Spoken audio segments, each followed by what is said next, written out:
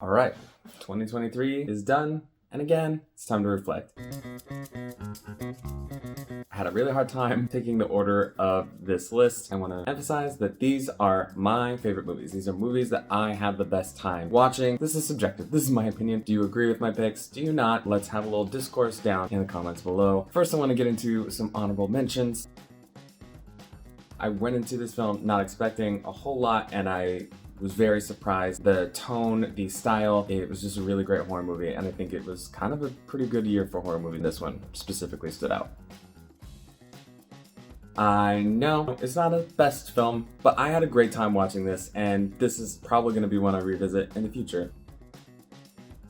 The only reason the MCU did not completely fail this year. This was so heartfelt. This had so much action and comedy. When, Bradley Cooper cries as Rocket, the whole world cries. But I low-key wish this was the end of the MCU because this was the better way to go out after whatever this year was with the MCU. So as we get into this top 10, once again, I want to reiterate, these are the movies that I had the best time with, and there's quality to it, and I will back it up as we go along. So here we go.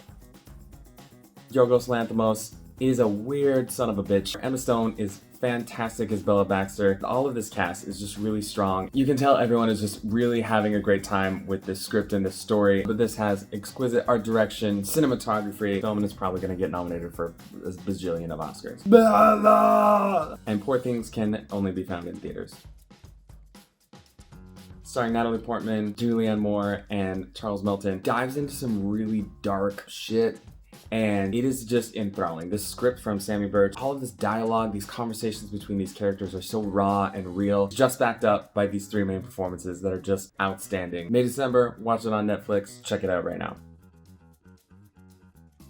This was just a really heartwarming, enjoyable film. These performances from Paul Giamatti and Dominic Sessa and Divine Joy Randolph give you all the heart, and it just rips it out, and it's just like a little, and then they hug it like a little warm Christmas hug. It's just so lovely, and Alexander Payne does a great job directing this. This script and this dialogue and these moments between these characters are so authentic. That is now streaming on Peacock. This is gonna be a little bit controversial for this to be this high, but it's my list and I don't give a fuck. I completely understand why this did not connect with a lot of people. A lot of these images are very dark and a little fucked up. I'm always a really good sucker for some quality cinematography, and that is all over in this bitch. And Barry Keoghan's performance is so wild. The script is wild. It definitely takes you down the winding, trippy, twisty road, but this worked for me on all of the levels. I am a Saltburn stan. You can now watch that for free on Prime Video. There's a lot of art and thought and craft behind this, and I think it was so smart of Greta Gerwig and Noah Baumbach giving you this comedic way of delivering all of these really important ideas. Ryan Gosling, though, in this supporting role, he's so good in this type of role. He's so funny. Margot Robbie, everything's just so heartfelt. She's so great. Now, streaming on Max.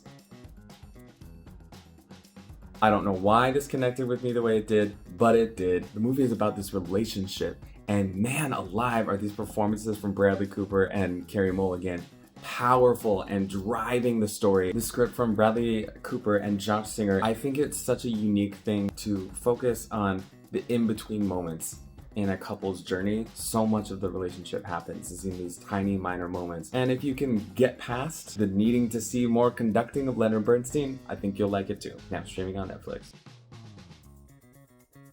The fact that this is not getting any notice for cinematography fucking eludes me. The scene in the building where the camera goes up and over the wall and you're seeing it all from the bird's eye is, I transcend. Like, I have gotten my wings and I fly away. If you love action, this is it. Now available for Prime Rental. Okay, so these top three, I ranked them in an order, but know that they easily could interchange. All three of these are just incredibly well-made movies.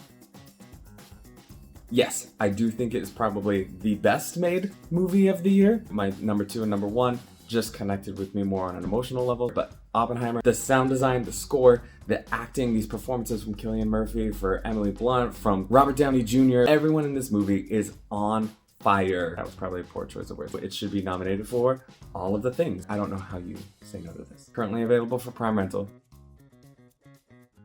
This somehow was even better than Into the Spider-Verse. The animation in this movie is art. I don't even know how else to describe it. Emphasizing every character emotion, and it is just good storytelling. You are enthralled with Miles and Gwen Stacy and how they all intersect.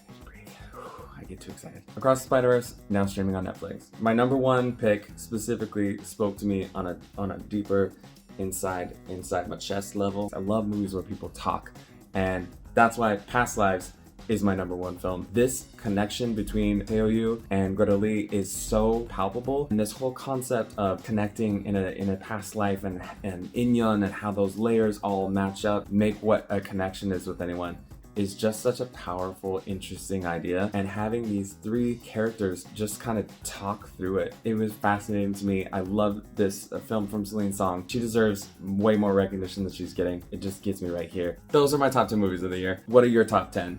Drop in the comments below. You agree? You disagree? That's totally fine. I know Saltburn is going to be a big issue for a lot of people. Thank you for anyone who is watching these videos. I appreciate you watching, and I'm really excited to keep going in 2024. I think the next one's going to be Golden Globe predictions. Gotta take my shots. See you for the next one.